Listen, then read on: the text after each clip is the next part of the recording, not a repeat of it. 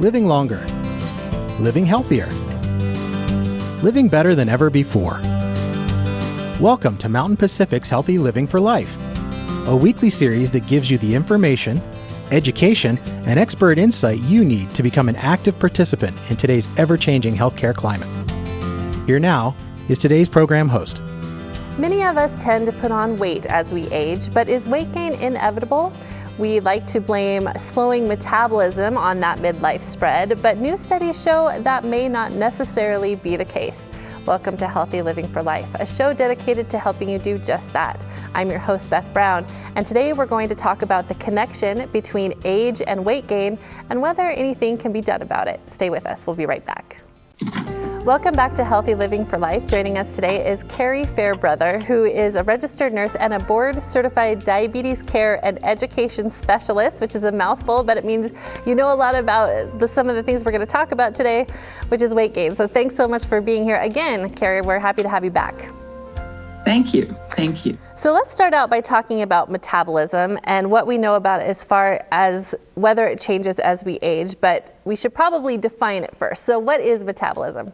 So metabolism is the process that your body uses to both burn energy, and you get it through the food and drink. So we have to remember it's also what we drink.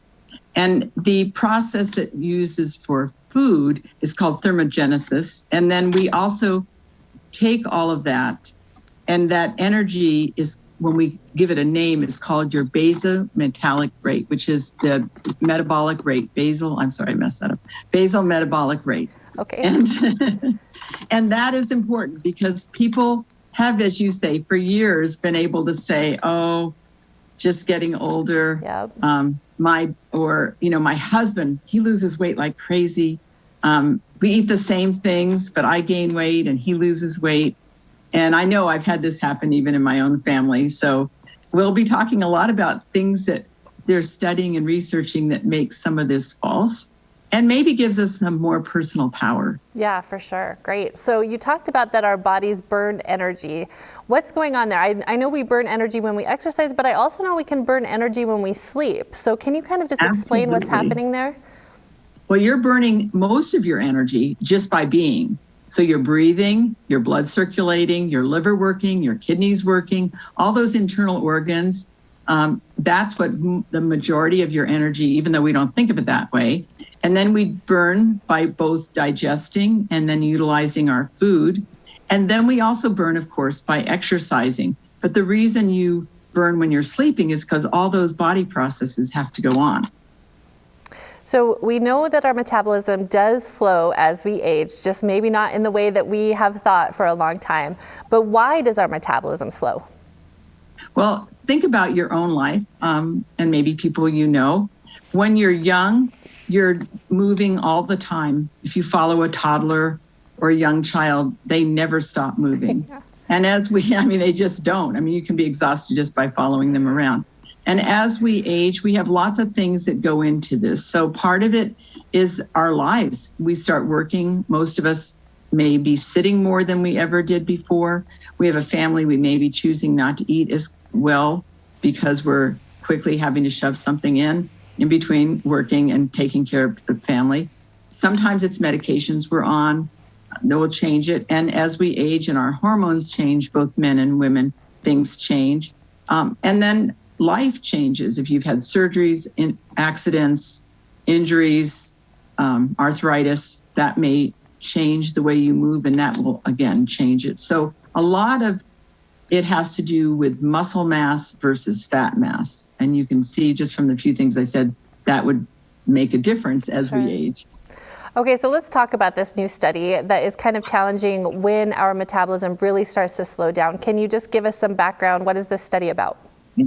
It was really fascinating. So they had over 80 different studies go in 29 different countries. People of age from 8 days old to 95 years old. 65%, I think, were women, though. And they followed all of these people and compared them body mass-wise. And they used the most up-to-date energy expenditure methods to check. And they were trying to figure out, because actually everybody's always said when you get to be 40, something's going to happen to you and you're going to have less BMR, et cetera. And so they're really looking for that. So they were quite surprised. So what they found is something we probably would expect. Infancy, through that first year of life, they really quickly gain to even more than an adult, like 50% more than an adult's BMR. But think of all the growth and development that's going on. And it kind of gets to the height at about 15 months. And then the 1 year to 20 stays about stable, even, which surprised me, through adolescence, through puberty, through those types of changes, the BMR stayed very stable. After between 20 and 60, when people would think, oh, it'd be much better when I'm 20 than when I'm 60, it also stayed about the same. And there are reasons that there would be differences. Again, if somebody had, a physical handicap, there are things, but this is a majority. And then unfortunately around 63, they even pinpointed that number a little bit, things start changing up to the point where the 95-year-old had 26% less BMR than the person who was under 60. So they kind of went into 4 distinct phases for that. And I know you're going to ask me, what do I think about that study? And again, it is a study, and people will say, well, it's just one study, but it combines all these 80 studies. So I think we can give it some credence because of that. But I also think it also gives us some permission to say we can do it. We can make changes to keep ourselves healthy. I read a great quote that said, genetics load the gun and lifestyle pulls the trigger. That is a great quote. Because that is the other thing that people would say is, well, I can't help it. My family all are either thin or, fat or whatever it is. Mm-hmm. And yes, of course it's there. And we wouldn't want to forget that. But I think it gets guilt away. It's more like this is a promise that we can do something for ourselves. Okay, great. Carrie, we're actually running up against a break here. So we're going to pause for just 2 minutes. But good information. Then when we come back, we're going to talk about, okay, so if metabolism really isn't to blame, what is going on in our bodies and how can we counteract that? We'll be back after these messages. Stay with us.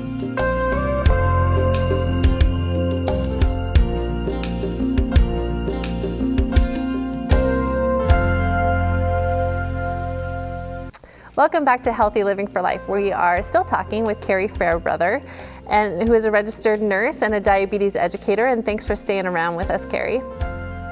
So as you said, it may seem frustrating that, okay, now we can't blame metabolism, and I really thought that's what it was. But to your point, this could be a way for us to take control and be empowered and be more active in the ways that we're trying to keep our weight down or to lose weight that we've gained. So let's talk about some of the common reasons why people do tend to gain weight when they age. So can we start out with muscle loss? What's going on there, and why does the loss of muscle matter? Okay, so when you think of a BMR, the part that makes your BMR or makes your body burn more quickly is, and when you're, again, reviewing why does my husband lose weight and I don't, is the lean body mass. And so the person who has more lean body mass has a higher metabolic rate and can therefore, and their larger size can therefore usually consume more calories.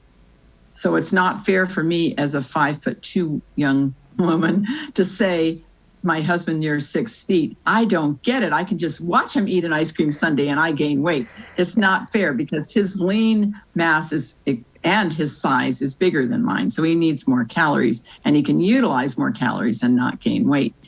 What happens typically is as we age, most people do less. As I said, lifestyle gets in the way to what you were doing when you were a little kid and you were running around. And we do have to watch little kids and make sure they're not just sitting at a screen and not running around, or we'll see a difference. But right now we're saying kids like that I think of that are out and about and moving around, whether they're in school or not, they're moving. And so they have their lean muscle part compared to their fat part is helping that metabolic rate. Now, what can you do? You can do some better exercise training. You can at least do some good walking. I always counter this with if you haven't been exercising, you really do need to speak to your care provider and make sure what is allowable. And you need to only do things that are safe. If you say, I'm just going to run up and down my steps, then I want you to hold on to the hand railing. Too many people start one exercise and then they break their ankle or something. If you're going to go for a walk, make sure you have comfortable shoes that fit well and you have water with you and that you do it when you can see and that you don't have earphones on so you can't hear the traffic, etc. I mean, make sure that exercise is good, but any exercise is going to help this because what we're trying to do is have lean muscle mass. A couple of times a week or more doing something with resistance training would help. Okay, great. So that would be with weights. Perfect. So good tips. Earlier in the show, you also mentioned hormones. Can you talk about how hormones play a role in weight gain? So progesterone and estrogen will make a difference. Women put fat in different places than men. And when menopause happens, so between 4 and 10 years of activity for most women, so even pre-menopause, it appears to allow more fat to go in the middle. So where a woman might have been more pear-shaped, suddenly she's got some apple shape, putting weight on in the place that we want to put weight on the least. So that mid-weight is giving rise to more chances of cardiovascular disease. So again, to counter that, it's going to sound like an old book. It's going to be get out and walk, do some exercise every day, and make sure that you're suddenly not eating only comfort foods, because some of those same times in our world today make us feel either sad or depressed or anxious, and we tend to slip the comfort foods in. The same thing goes for muscle. If you want muscle, you can't just eat processed foods. You are not going to do as well with that. Can you talk about some of the risks associated with weight gain after a woman goes through menopause? Specifically, I mentioned cardiovascular disease. That's a great big one. That would go with having higher blood pressure, which, most women are amazed because they've had low blood pressure, maybe even throughout their whole life. And suddenly some around 45, they're being told they have higher blood pressure. Diabetes is a big one. Actually, they say by 65 or something, 50% of people will have pre-diabetes. That doesn't mean they're all going to go on to diabetes, but it's a huge number. And it means that we really have to think about this. Like, what are we putting into our bodies? Yeah. So again, nutrition is going to be part of it. Rest is going to be part of it. Things to feel grateful and down our anxieties and stress will be part of it. Great. So in preparing for this show, I came across the term lipid turnover. What does that mean?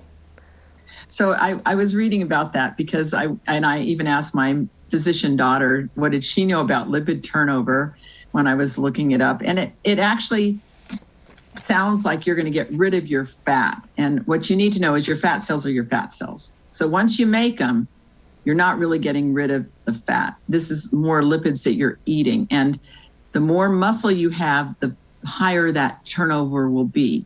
And in fact, when they studied people that had gastric bypass, if their numbers before their surgery were too low, they tended not to be able to continue to lose weight as well. So you want that faster turnover. And again, everything leads to nutrition and activity. I don't like the word exercise because lots of people think of 7th grade gym and they don't, it just turns them right off. So I usually say exercise, but movement, body movement. Okay, great. We have about less than a minute left. Carrie, any other major factors we should be taking into consideration when it comes to weight gain with age? What you put in. Again, really think about your nutrition. Are you using a lot of processed foods because it's easy? Are you eating because you're anxious? Are you not even thinking about what you're eating? Are you eating very rapidly because you're working really hard and you have to get back to work? Are you eating the leftovers from the kids' plates because you're not going to throw it away? I mean, I do think there's a lot of problem of foods we don't even notice that we eat. Okay, great. Thank you, Carrie. We are going to pause here for a quick break. When we come back, we're going to talk about what you can do to either maintain weight or lose some weight. And these tips will go beyond diet and exercise, even though we know those are the common ways to do it. We have some other tips for you too. So stay with us. We'll be right back.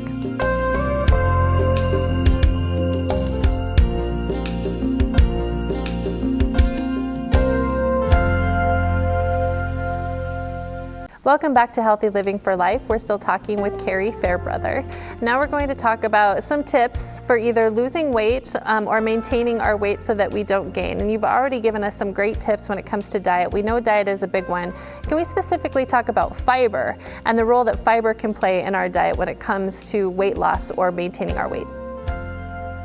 First of all, we want to talk about both kinds of fiber.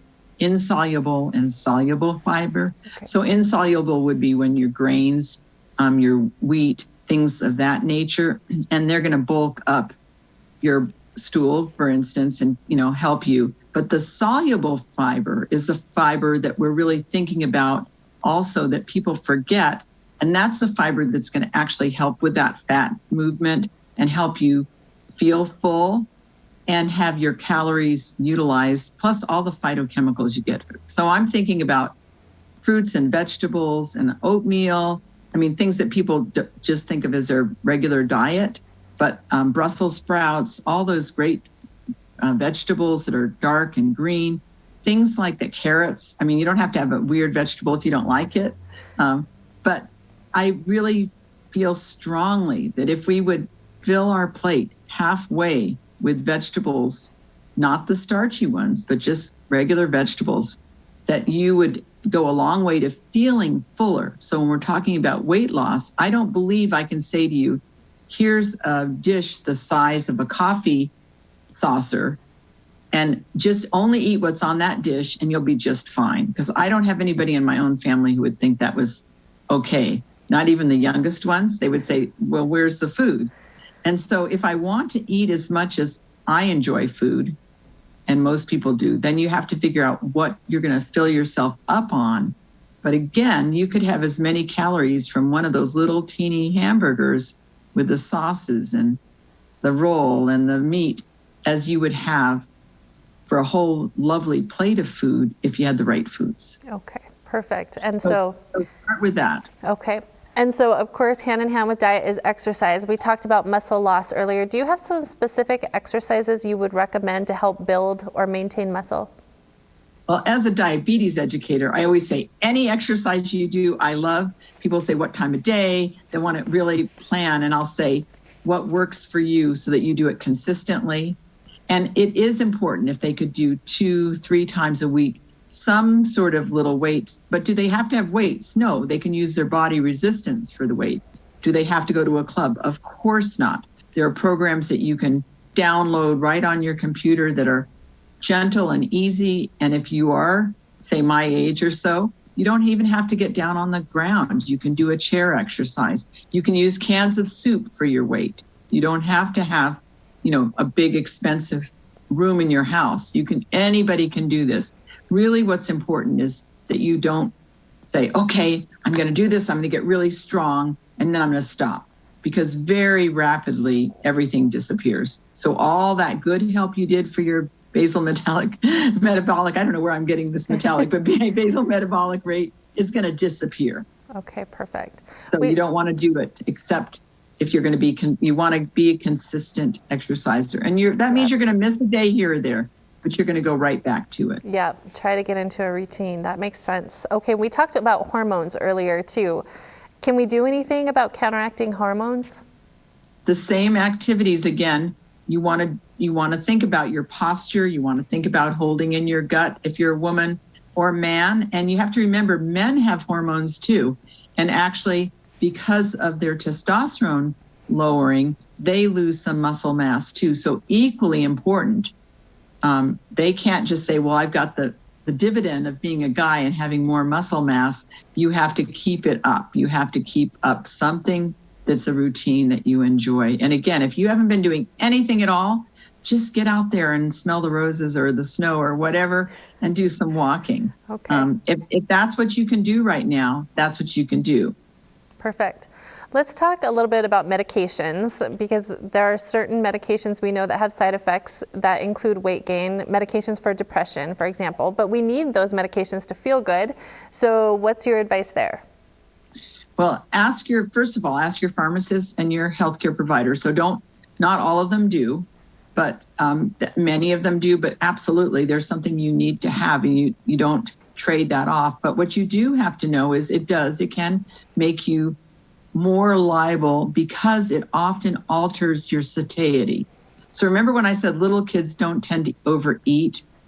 We're seeing a problem in our society now because of all the junk food. But typically a kid who's eating normal, healthy food will just say, I'm done. Mm-hmm. I say, oh no, I could have another slice, because my capability of saying I have to mentally say I'm done because I know I could probably eat another bit. But those medications actually alter satiety. So that's probably one of the major problems is people don't feel full.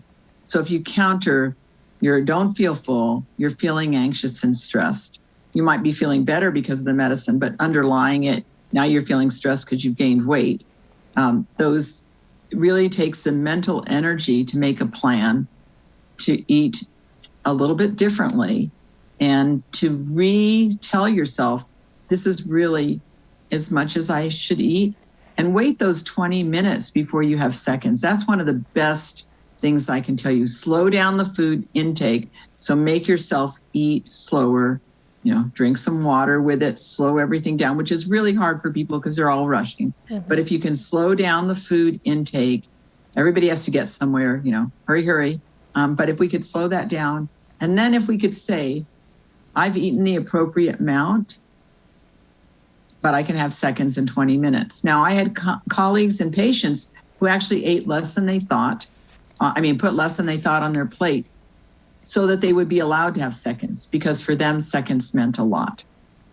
Okay. All right. Great. Carrie, we're actually out of time. Oh, no. I know it flew by, but thank you. You gave us some really great information. We appreciate your expertise. Thank you. And thank you so much for joining us this week. We hope you'll come back and see us again next weekend. Until then, stay fit, stay well, and stay healthy for life with Healthy Living for Life. Have a great week. Healthy Living for Life is brought to you by Mountain Pacific Quality Health in partnership with AARP Montana.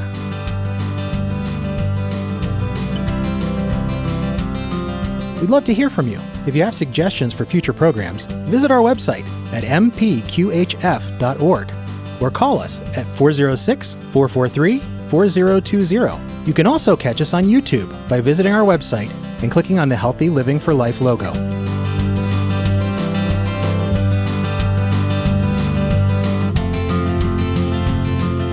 Production facilities provided by Video Express Productions.